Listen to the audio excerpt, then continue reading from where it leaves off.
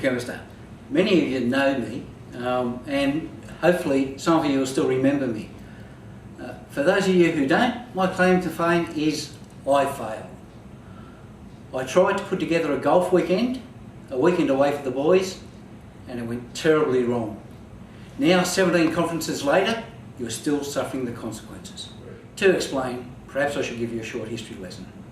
In the early 1990s, AMP was providing agent-employed fire managers, as we were then called, with regular training and annual conferences. This stopped in the early 1990, 1995, mid-1990s. One day, when a couple of us were sitting around talking, we thought that perhaps we could put a weekend together, play a bit of golf, have a few beers, tell a few lies, and perhaps throw in a training session or two just to validate our reason for being away and give us a reason to make it tax deductible. George Foord, Jeff Phillips and I became what was then termed the official conference committee. While I was out of the room, I can't recall whether I was getting a coffee or going to the boys' room, I was unanimously voted the conference chairman. This worked out okay. We fairly quickly worked out that between us, we wanted to go to the Gold Coast. And to validate the numbers, we thought it wouldn't be a bad idea to invite the Queenslanders along to help foot the bill. When I spoke with Ralph Cornford, he thought it was a really good idea and did not mind the blokes from Queensland coming along and supporting our golf weekend. But he did suggest that we make it an East Coast thing and invite Peter Stevens. As a Mexican, I'm paid to say he's not a bad bloke, but called him anyway. He leapt at the opportunity and thought it was a powerful idea, but suggested that I ring Chris Penny in South Australia. I rang Chris. From there we again discussed it. It grew. Chris liked the idea, but suggested that I also invite Mark Reed in Western Australia.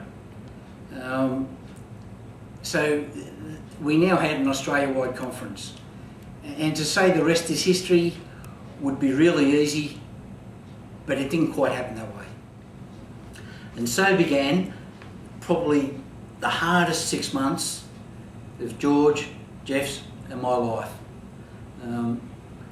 As the numbers grew from 10 to 20, 20 to 30, 30 to 40, 40 to 50, and upwards, we realised the logistics were way beyond our capabilities and enthusiasm. So we threw ourselves at the mercy of Glenys Broadhead, who worked for a client of mine. Thankfully, Glenys took over all the transport and accommodation problems. The only caveats that we imposed was that it was to be best quality at the biggest resort, but dirt cheap. The reason behind the dirt cheap is that we had no budget, no funds, and no idea where any of the money was to come from. We decided the cost would be the same to all the delegates, no matter where they came from, and I believe that concept still perpetuates today. Jeff, George and I had decided that this was gathering enough momentum to become a regular or annual weekend away. To legitimise the business expense, we needed a group name or further an association. This started to deliver the uniqueness of the group, or as it was in fact now, a fully fledged Australia-wide conference. We then turned our focus to the real issue, which was sponsorship, funding. It was the money.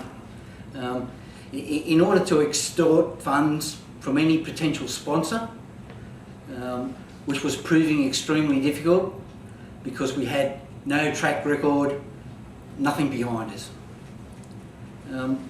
At this point, all three of us drew heavily on our insurance experience and previous training. Basically, it was our dream, not the reality that we sold. So, on Sunday the 4th of February 1996, 55 delegates arrived at the Pan Pacific Hotel on the Gold Coast. They came from Perth, Darwin, Gove, Alice Springs, Adelaide, Canberra, Melbourne, Sydney, Gold Coast, Brisbane, Sunshine Coast, Rockhampton, Cairns, Burnie and Hobart. Jeff, George and I were extremely proud of our achievement of pulling it off. The only concern was that we hadn't the money to pay for it. George, Jeff and I pondered how we were going to tell Glenys. Luck had it that as we were watching over our success of the delegates having a drink at the bar, Glenys said to us, "Well, this is going well." To which I replied, "I wish we had the money to pay for it." Glenys almost died. Fortunately, we had some late sponsorship, which, quite incredibly, we ended up square. Some of the highlights from the conference were Brian O'Halloran at his 40th birthday. We had our first member kicked out of a nightclub. Darren Riley, then sporting a black eye, had been thrown out of Jupiter's nightclub. The AMP home insurance options policy was launched. The concept of AFM insurance brokers was launched. To the amazement of George, Jeff and I, AFMA was born. Our failure, we never did get to have a game of golf. The committee of Jeff, George and I seemed to have worked at some stages 26 hours a day to get it all done. But we had some fun, quite a lot of fun along the way. One of the great things to come out of all of this first conference was, a couple of years later, when I was presented with the AFMA Willoughby Award by the association.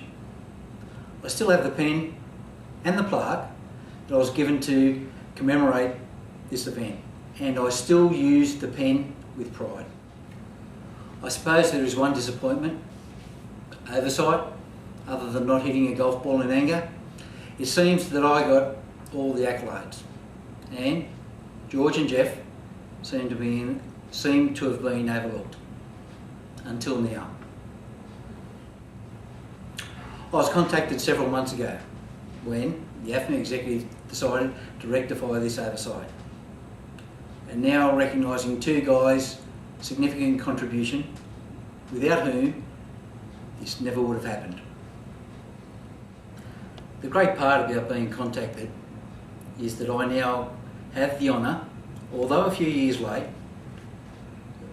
of making the rightful presentations to Jeff and George in the form of Willoughby Awards.